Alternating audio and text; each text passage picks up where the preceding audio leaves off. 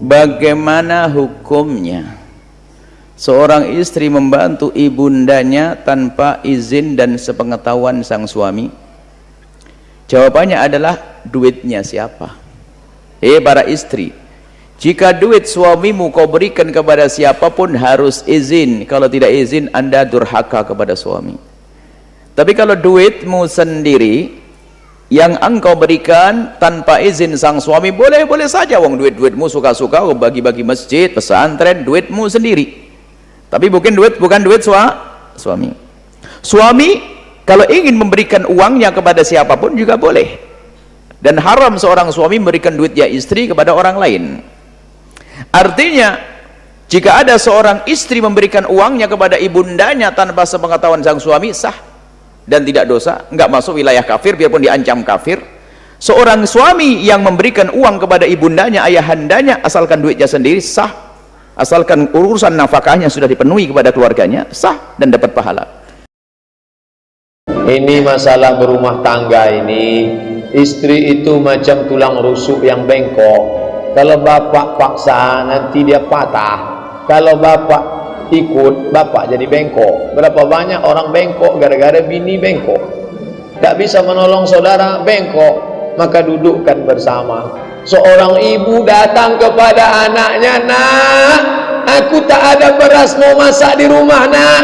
Tolonglah aku kasih duit. Mak mau minjam berapa? 100.000. Tunggu ya mak, aku tanya istriku dulu." Kalau ada anak macam ini, kasih tahu ke saya biar saya pukul kepalanya. Ini tak cocok diceramahi lagi.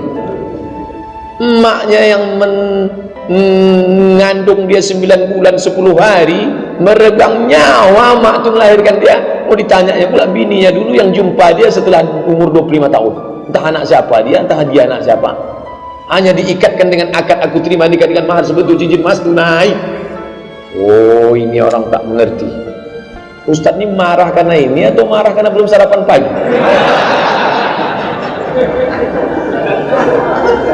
Jadi anak perempuan ibu kasih tahu dia, "Anakku, kau nanti jadi istri orang, kau ikut dia, tapi dia itu ikut maknya kalau sesuai dengan tuntunan syariat Islam. Anakku, kau punya 5 hak, nak. Apa hakku, mak? Suamimu wajib memberi kau 5: makan, pakai, tempat tinggal, perhatian, pendidikan. Makan, pakai, tempat tinggal, pendidikan, perhatian. Masalah dia mau membelanjai orang tuanya, hasil dari usaha dia, itu bakti dia, nak. Tak usah kau urus-urus." Itu disampaikan ke anak perempuan kita. Pantaskah seorang suami memberikan uang kepada orang tuanya tanpa pengetahuan istri? Sangat pantas. Kenapa memang? Ini yang tanya laki-laki atau perempuan nih? Kalau laki-laki perlu saya cambuk ini. Masa bertanya begitu? Nggak perlu. Nggak ada apa kok pamit sama istri? Nggak usah.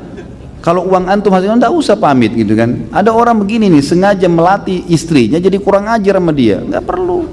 Kenapa? Antum berikan haknya dia, ini nafkah kamu, hitung baik-baik kebutuhan rumah, kasih. Selebihnya antum punya hak dengan uang antum, gimana caranya? Kok bisa gitu? Kalau dia juga punya pendapatan, si istri punya pendapatan, tidak wajib pamit sama antum. Hasilnya dia bisnis sendiri, orang tuanya kasih warisan, nggak bisa antum campur tangan di situ. Dia mau bantu keluarganya kah? Masa harus pamit dulu? Enggak gitu. Kecuali memang uang itu dari kita suami berikan kepada istri, kemudian ada lebihnya, uang bulanan ada lebihnya, dia pamit sampaikan, itu lain. Atau modal kita berikan, atau mungkin istri antum yang punya modal dalam satu usaha, antum laporin, tidak ada masalah. Tapi kalau uang mau dikasih ke orang tua harus pamit, ini enggak. Orang tua itu kan wajib dibakti oleh suami, jelas nggak hukumnya? Jadi ini bukan masalah, oh kok keras sekali sama istri, bukan masalah keras. Kita letakkan batu pada tempatnya, maka akan rapi bangunan tuh, gitu kan? Harusnya begitu. Tetap istri disayangi, dicintai, dilembuti, semua haknya didapatkan sama dia. Tapi jangan kita melampaui batas, gitu. Ada orang subhanallah beli pulsa minta sama istrinya, semua gaji dikasih istrinya, dia sendiri seperti orang merengek sama istrinya. Ini mana ar-rijalu qawwamuna 'alan nisa ini? Ini harus diperbaikin, nggak boleh, ya. Jelas ya? Pokoknya kalau dekat sama saya harus jadi jantan benar tuh. nggak bisa setengah-setengah. Iya, Masya Allah. Iya, ini untuk mereka yang sudah bersuami, apakah kebaktian kepada orang tua itu berubah? Iya, ada sedikit perubahan karena dia mulai terbatas. Dia mulai keterbatasan, dia keluar rumah harus izin suami. Dia mau pergi harus izin suami. Bahkan kalau dia punya harta, alangkah baiknya ketika dia bermusyawarah dengan suaminya mau kemana dia berikan harta, tapi tidak wajib dia musyawarah sama suaminya. Maka kebaktian seorang wanita tetap kepada orang tuanya, sebagai anak dia tetap, tapi dengan keterbatasan tadi. Dia mau berkunjung nggak bisa seenaknya karena dia perlu izin dari suami. Maka yang seperti itu ya dia nggak bisa melakukan. Ada wanita-wanita yang marah sama suaminya, artinya dia ingin perlakuan suami kepada orang tuanya sama dengan perlakuan suami kepada mertua suami, kepada orang tuanya si wanita. Ini nggak mungkin. Karena apa? Karena sang anak laki ini punya kewajiban berbakti kepada orang tuanya, tapi dia tidak punya kewajiban berbakti kepada mertuanya. Namun dia wajib berbuat baik kepada mertuanya. Dan tidak boleh seorang suami menghalangi, tadi kita bahas tuh, menghalangi istrinya dari berbakti sama orang tuanya, memutuskan silaturahim. Suami memutuskan silaturahim antara istri dan keluarganya, maka dia tidak akan masuk surga kecuali dengan alasan-alasan yang diperbolehkan. Maka tadi mungkin kebaktian seorang anak, dia punya rezeki, dia transfer kepada ibunya, dia bisa telepon orang tuanya, bisa tanya orang tuanya. Artinya perbuatan-perbuatan yang tidak mengurangi kewajiban dia kepada suaminya. Tetap, maksudnya dia telepon kepada ibunya, nggak ada urusan sama suaminya.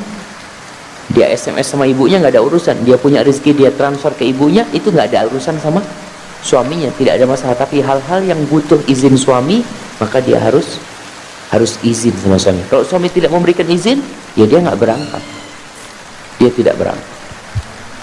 Hadza wallahu a'lam bissawab. Nah, jadi gini, saya akan balik. Anda semestinya harus sangat bangga punya suami seperti itu. Dia sangat peduli dengan ibundanya.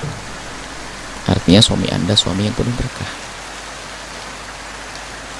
Dan dia bukan zalim kepada Anda, bukan tidak memberi nafkah kepada Anda, bahkan juga memberi yang menurut pengakuan Anda cukup, kalau kurang pun saat ini diminta juga ngasih.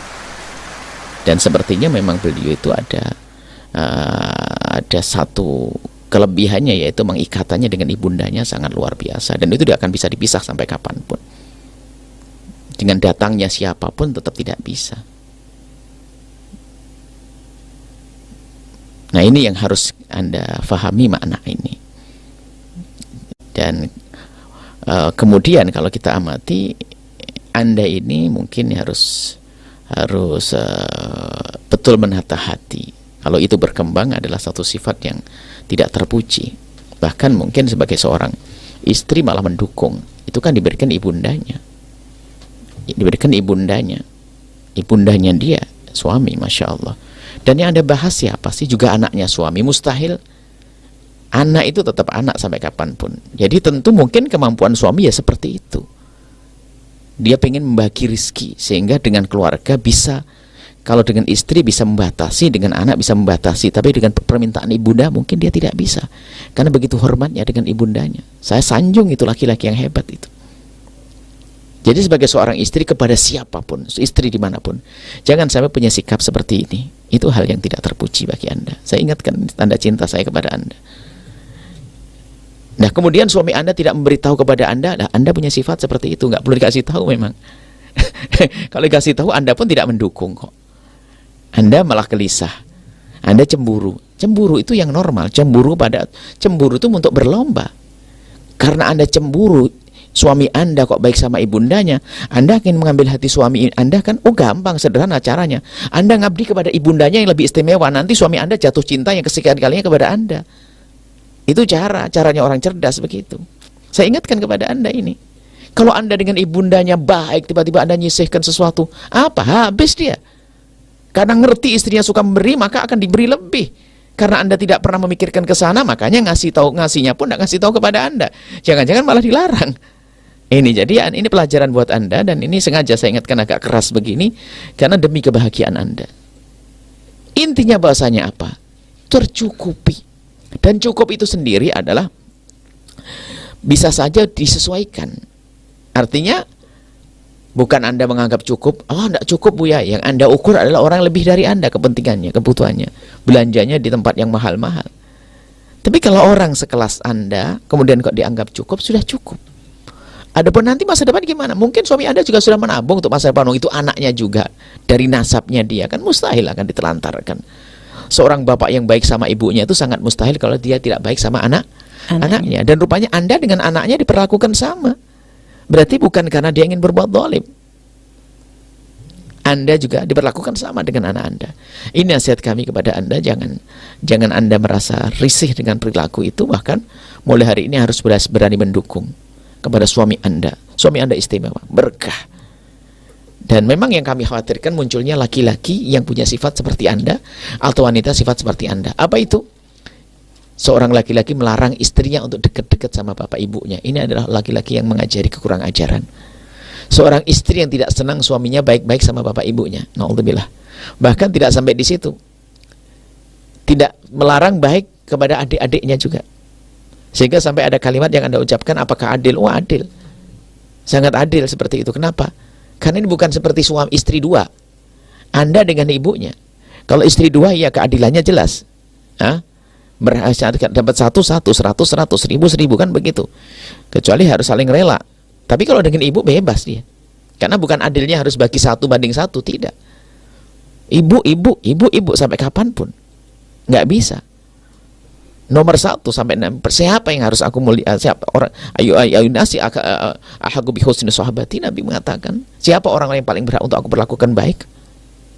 Nabi menjawab kepada seorang laki-laki, ibumu. Siapa lagi ibumu? Siapa lagi ibumu? Berkali-kali. Maka kepada wanita semuanya, dukunglah suamimu untuk selalu berbuat baik kepada ibunda, ayahandanya, dan adik-adiknya. Maka saat itu Allah akan titipkan cinta yang luar biasa kepada Anda. Dan jangan sekali-kali mengganggu langkah mereka untuk mengabdi. Karena apa?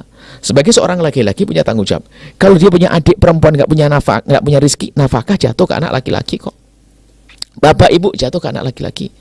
Makanya kalau kita pergi jauh dana, warisan kenapa 1:2? Karena tanggung jawab laki-laki besar. Seperti itu. Jadi Islam itu indah sekali. Maka jangan sampai Anda menjadikan tidak indah karena sifat Anda. Tidak. Jangan katakan tidak adil lagi. Jangan katakan tidak adil. Jangan katakan kenapa suami menyembunyikan. Kalau Anda sudah berubah sifat, pasti bahkan mungkin suami Anda akan memberi kepada ibundanya melalui tangan Anda, agar semakin cinta mertua kepada Anda. Tapi karena Anda tidak punya sifat semacam itu, maka tidak pernah Anda dimintai tolong. Karena Anda sifatnya seperti itu. Semoga Allah merubah sifat Anda. Anda menjadi wanita yang solehah, mendukung suami untuk berbuat baik kepada ibunda, kepada ibunda dan ayahandanya. Dan kepada suami juga saya kebalikannya. Suami hendaknya senantiasa membantu istrinya agar bisa baik dengan bapak ibunya dan saudara-saudarinya. Itu rayuan yang dahsyat, yang jarang, yang tidak bisa dikalahkan dengan apapun. Karena apa? Rayuan itu langsung yang akan memberikan pertolongan siapa? Yang mempunyai hati kita, yaitu Allah.